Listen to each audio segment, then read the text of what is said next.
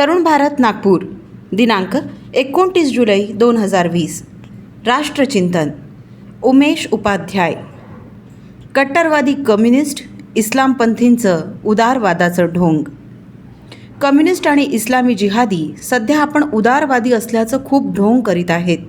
रूप बदलण्यात तरबेज असलेले हे धूर्त धोकेबाजीचा अनुपम नमुना आहेत. बहुरूपी धूर्तांप्रमाणे हे कम्युनिस्ट आणि जिहादी कट्टरपंथी आजकाल साऱ्या जगात मानवाधिकार, महिलांचे अधिकार, अल्पसंख्याकांचे अधिकार, अभिव्यक्ती स्वातंत्र्य आणि सहिष्णुतेची वकिली करताना दिसत आहेत. सैद्धांतिक आणि व्यावहारिक पातळीवर पाहिलं तर या दोन्ही विचारधारांहून अधिक असहिष्णू आणि विरोधकांप्रती निर्दयी दुसरं कुणीच नसेल. यासाठी कुठल्या पुराव्यांची गरज नाही. या दोघांचे मूळ ग्रंथ जरी वाचले तरी पुरेसा आहे. या दोन्ही विचारधारांच्या असहिष्णुतेच्या अनेक उदाहरणांनी इतिहासाची पानंच्या पानं भरून आहेत. परंतु मी काही ताज्या घटना समोर ठेवू इच्छितो. मागील आठवड्यात तुर्कीची राजधानी इस्तांबूलमध्ये राष्ट्राध्यक्ष एर्दोगन यांनी हागिया सोफिया संग्रहालयाची मशीद करून टाकली. हागिया सोफिया मुळात एक चर्च आहे आणि त्याची भव्य इमारत 537 साली रोमन सम्राट जस्टिनियन यांनी उभारली होती. 1453मध्ये तुर्कीचे सुलतान मोहम्मद द्वितीय यांनी इस्तांबूलवर ताबा मिळवला आणि त्यांनी या इमारतीचं मशिदीत रूपांतर केलं. नंतर उदारवादी तुर्कीचे निर्माता कमाल अतातुर्क यांनी या भवनाला एका संग्रहालयात रूपांतरित केलं. त्यांनी हागिया सोफियाला सर्व मजहब आणि संस्कृतींसाठी खुलं केलं. तुर्कीचे विद्यमान राष्ट्राध्यक्ष एर्दोगन कट्टरपंथी विचारांचे आहेत. त्यांच्या या निर्णयावर किंग्स कॉलेज लंडनच्या प्राध्यापिका जुडिथ हेरिन यांनी प्रतिक्रिया व्यक्त केली की एर्दोगन यांनी प्रतिकात्मक रूपात सहिष्णुतेच्या वारसाचा अंत केला आहे. इस्तांबूल शहरात शतकांपासून ख्रिश्चन, मुसलमान आणि ज्यू एकत्र राहत आले आहेत. हेनिन म्हणतात की हागिया सोफिया ही संयुक्त राष्ट्रसंघाद्वारे घोषित वारसा इमारत आहे. ती संपूर्ण जगाची ठेव आहे. तिला केवळ मुसलमानांना सोपविणं एक प्रकारे सांस्कृतिक सफाईप्रमाणे आहे. चीनमध्ये माओनं देखील सांस्कृतिक सफाई केली होती आणि आजही सिंकियांग प्रांतात उयगर मुसलमानांच्या सफाईचं अभियान पद्धतशीरपणे सुरू आहे. उयगर मुसलमानांच्या अल्पसंख्याक अधिकारांचं कसं हनन होत आहे हे सांगणारे अगणित अहवाल उपलब्ध आहेत. या महिलांना गर्भधारण न करू देणं, रोजाच्या काळात उपवास करू न देणं, तसंच विरोध करणाऱ्यांना लाखोंच्या संख्येत सुधारगृहरूपी छळछावण्यांमध्ये ठेवणं तिथे नित्याचंच झालं आहे. पाकिस्तानची राजधानी इस्लामाबाद इथं हिंदूंसाठी मंदिर बनविण्याचा प्रयत्न या महिन्यात करण्यात आला, तर तिथे अनेक जणांनी मंदिराच्या भिंतींना तोडून टाकलं. तोडणाऱ्यांनी सांगितलं की पाकिस्तान एक इस्लामी देश आहे आणि इथे मंदिर बनवणं त्यांच्या मजहबच्या विरुद्ध आहे. एवढंच नाही, मागील आठवड्यात बलुचिस्तानात घर बांधताना तथागत गौतम बुद्धांची एक प्राचीन मूर्ती सापडली, तर तिला लोकांनी फोडून टाकलं. महत्त्वाचं म्हणजे या घटनांवर भारतातील बुद्धिवंत सामान्यतः शांतच राहिले आहेत. याचप्रमाणे चीनच्या कम्युनिस्ट पार्टीनं हाँगकाँगमध्ये नागरी अधिकारांवर बोलणाऱ्यांना चिरडून रातोरात कायदा कसा बदलला हे सर्वांनी बघितलं आहे. जगातील कम्युनिस्टांचे सध्याचे आदर्श चीनचे राष्ट्राध्यक्ष शी जिनपिंग सध्या विस्तारवादाच्या घोड्यावर स्वार आहेत. दुसऱ्या देशांची जमीन बळकावून तिला चीनच्या कब्जात करणं, शक्तीचा अनाठायी वापर करून देशांना धमकविणं हा सध्या चीनच्या कम्युनिस्ट पार्टीचा नवा उद्योग झाला आहे. Bharat, Vietnam, Indonesia, Japan, Taiwan, हाँगकाँग इत्यादी शी जिनपिंग आणि कम्युनिस्ट पार्टीच्या या विस्तारवादी धोरणाचे एकापाठोपाठ एक बळी ठरले आहेत. चीनच्या कम्युनिस्ट पार्टीला आंतरराष्ट्रीय कायदे, मर्यादा आणि देशामधल्या आपापसातील करारांची कुठलीच चिंता नाही. चीनच्या कम्युनिस्ट पार्टीप्रमाणे इस्लामी जिहादी देखील दुसऱ्यांचं हित किंवा अधिकार मानायला तयार नसतात. परंतु आश्चर्य याचं वाटतं की अमेरिकेतील ब्लॅक लाईफ मॅटर्सपासून ते भारतातील CAA विरुद्धच्या आंदोलनात कम्युनिस्ट आणि इस्लामी जिहादी दोघंही एकत्रितपणे नागरी अधिकार, मानवाधिकार, अभिव्यक्ती स्वातंत्र्य आणि सहिष्णुतेच्या गप्पा हाकताना दिसत आहेत. जो चीन आपल्या देशात फेसबुक, ट्विटर आणि अगदी टिकटॉकलाही परवानगी देत नाही, तो भारतानं टिकटॉकवर बंदी घातली म्हणून अक्कल सांगत असतो. याच दोन्ही विचारांचे लोक भारतातही नागरिकता कायदाविरोधी आंदोलनात शाहीन बाग म्हणजे एका नव्या क्रांतीचा उद्घोष आहे म्हणून सांगत होते. नंतर याच लोकांनी या आंदोलनाला अमेरिकी राष्ट्राध्यक्ष डोनाल्ड ट्रम्प यांच्या दिल्ली दौऱ्याच्या काळात दंगलीत रूपांतरित केलं. ओठांवर ला इलाह आणि हातात लाल बावटा घेणाऱ्यांची ही ताजी युती विजोड तर आहेच, पण अत्यंत धोकादायकही आहे.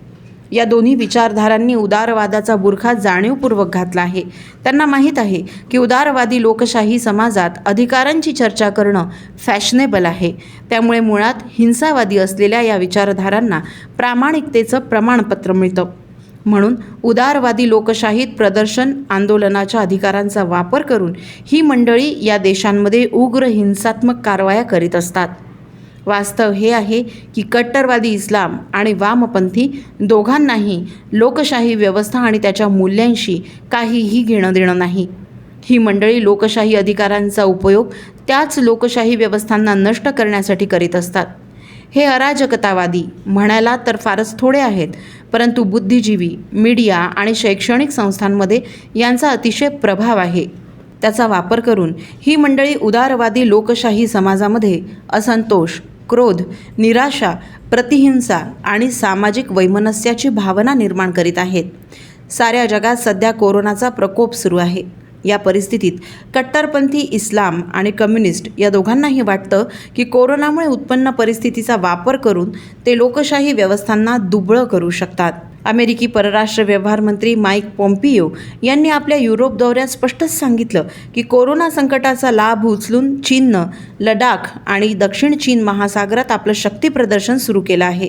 परंतु तुर्की आणि चीनच्या वागण्यावर भारतातील बुद्धिजीवींचं रहस्यमय मौन आश्चर्यचकित करणार आहे.